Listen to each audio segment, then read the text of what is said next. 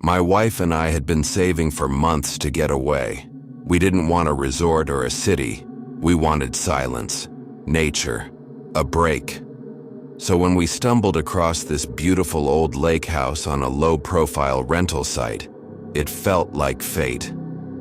No reviews, no owner name, just a few eerie photos and a poetic description that ended with, peaceful, secluded, and breathing with life. It was cheaper than any Airbnb nearby, almost suspiciously cheap, but the images were stunning. Wooden beams, a wraparound porch, and a silver lake stretching endlessly into fog. We booked it for a week. We arrived just before dusk. The place was almost exactly like the photos, maybe more haunting in person. The house sat just 10 feet from the lake's edge. The water was perfectly still, like a mirror. The air had that sharp pine scent you can only find deep in the woods. Inside, everything was rustic and cozy, but almost too untouched, like no one had ever truly lived there. That first night, we lay in bed and listened to the forest. But around midnight, a strange sound began beneath the floorboards.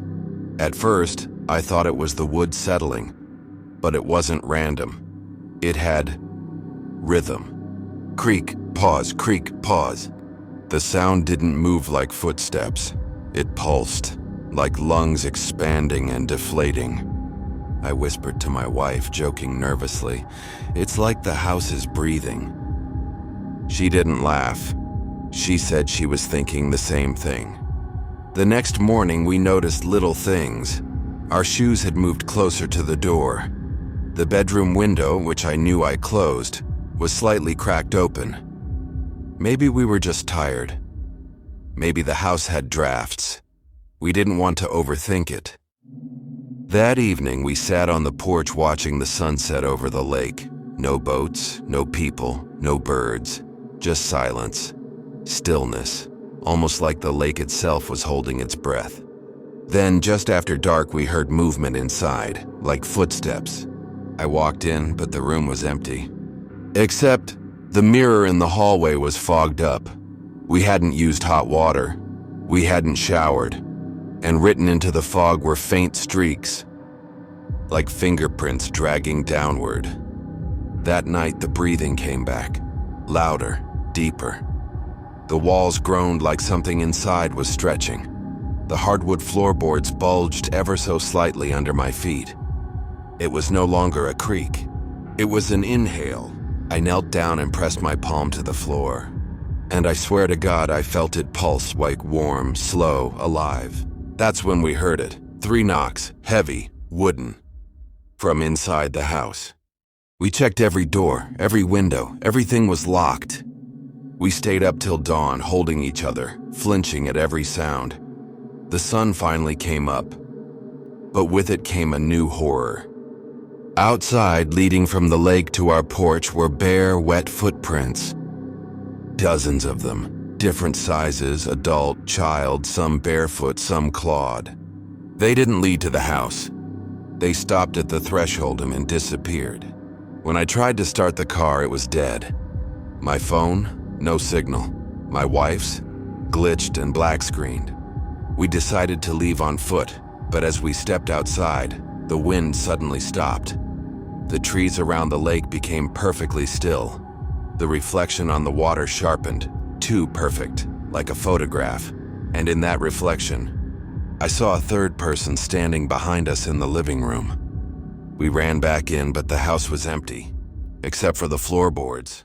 They were wet and warm, like something underneath was bleeding. My wife screamed. In the bathroom, written in fog on the mirror, were new words.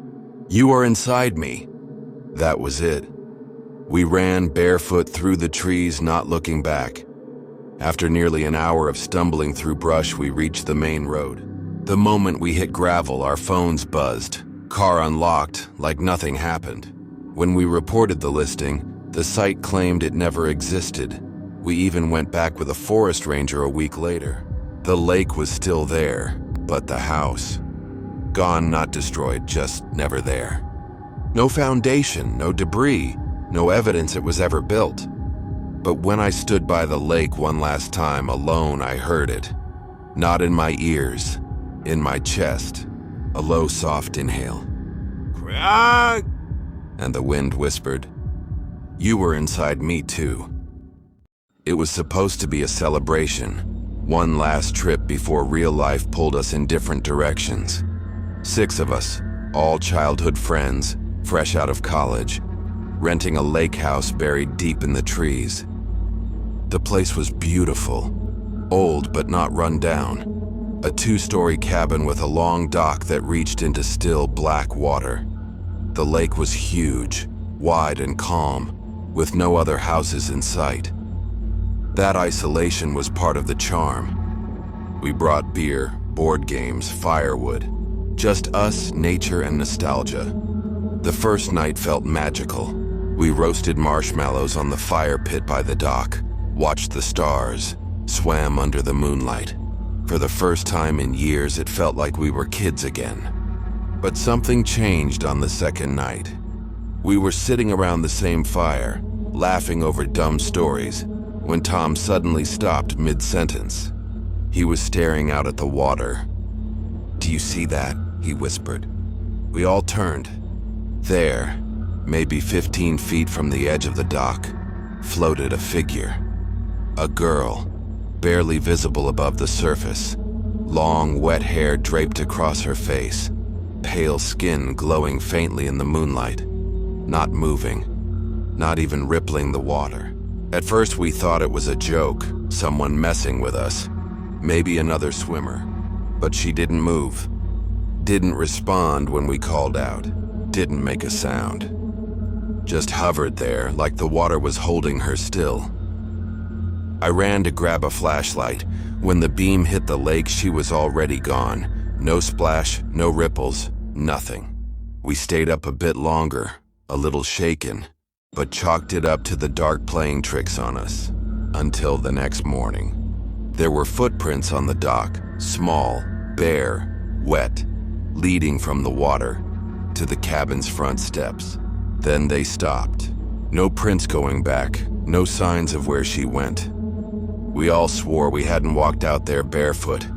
It had rained the night before, but the prints were fresh. That afternoon, while everyone else was inside, I sat alone on the porch staring out at the water. And then I heard it, giggling, high-pitched, a girl's voice, just beneath the sound of the wind. I turned, and she was there again, this time standing waist-deep in the lake, eyes visible through her dripping hair. They were glassy, hollow. I stood up, heart racing, and she smiled at me. But it wasn't a friendly smile. It was knowing. Then, without warning, she disappeared beneath the surface, like a puppet being yanked straight down. The water stilled seconds later, like nothing had been there. I ran inside, told the others. No one laughed this time. That night we locked every door, every window. Still around 2:40 a.m., we heard movement outside. Slow, heavy splashes along the dock, then pacing, back and forth. Someone walking, not running, just calmly stepping above the water. We gathered by the second-floor window, pulling the curtain just enough to peek through. And there she was, the girl, standing still at the very end of the dock, soaked, silent, her head tilted just slightly to the side, like she was curious.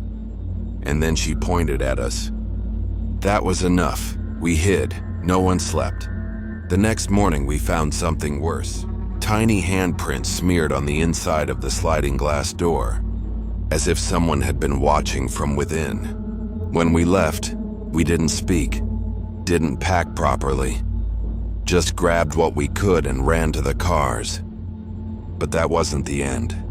At the first gas station we stopped at, I went inside to get water. The man behind the counter, older, grizzled, looked at me strangely. "You just came from the lake, didn't you?" he asked. I nodded slowly. He narrowed his eyes. "She followed you." I stared at him, confused. Who? He reached beneath the counter and pulled out a laminated newspaper clipping.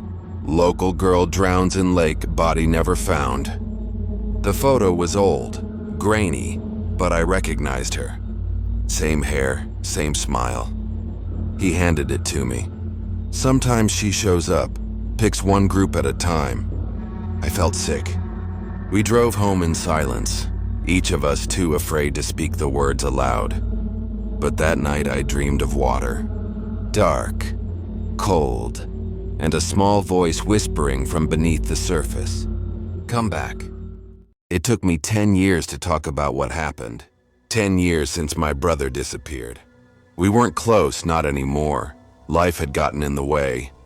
But when I got a letter from him, handwritten, signed in his messy all-caps handwriting, asking me to join him for a weekend at a lake house he'd found, I said yes. Just us, he wrote. Let's fix things. I arrived late on a Friday night. The lake was huge, black and quiet. The cabin was right on the water, old but solid.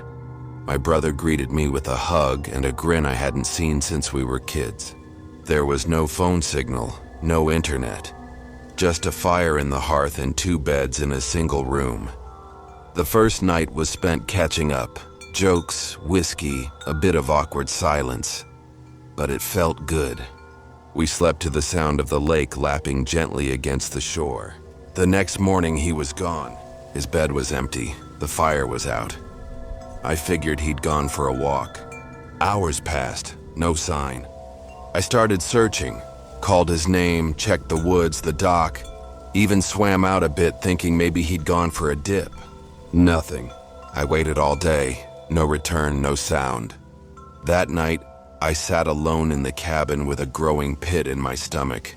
I tried not to panic, but I couldn't shake the feeling that something was wrong, not just with his disappearance, but with the cabin itself. It felt off. The walls groaned softly, not like settling wood, more like breathing. I tried to sleep. That was a mistake.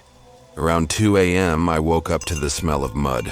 Wet, thick, earthy, like fresh soil turned up by digging. And then I heard it, a knock.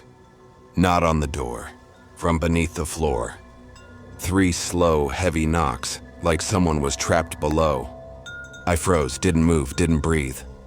Then came whispering, muffled, from the same place.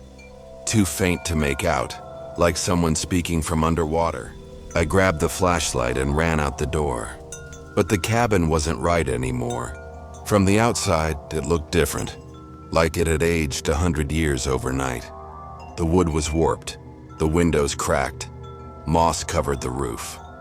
I looked back at the lake and saw my brother. He was standing waist-deep in the water, not moving, arms at his sides, eyes fixed on me. I called to him, but he didn't answer. Just raised one hand and pointed behind me. I turned around and the cabin was gone. Completely gone. No foundation, no wood, just dirt and wet grass. I ran. Eventually, I found a park ranger. Told him everything, probably sounded insane. But he just nodded. You were at Solomon's Point? I said yes. He looked away and said, that cabin burned down in 1973. 2 brothers inside. One survived. Said the other disappeared. I told him I was the brother who survived. He stared at me. His eyes narrowed. No, he said. That man came to our station 10 years ago. Said his brother disappeared in that cabin. I felt the blood leave my body. He showed me a photo. It was me, but older, grayer, tired. He'd been there before, and now it was my turn. If you made it this far, thank you for spending your night with us. If these stories gave you chills, there's plenty more waiting. Don't forget to subscribe to Night Fear Stories for new terrifying tales every single night. Sleep well, if you can.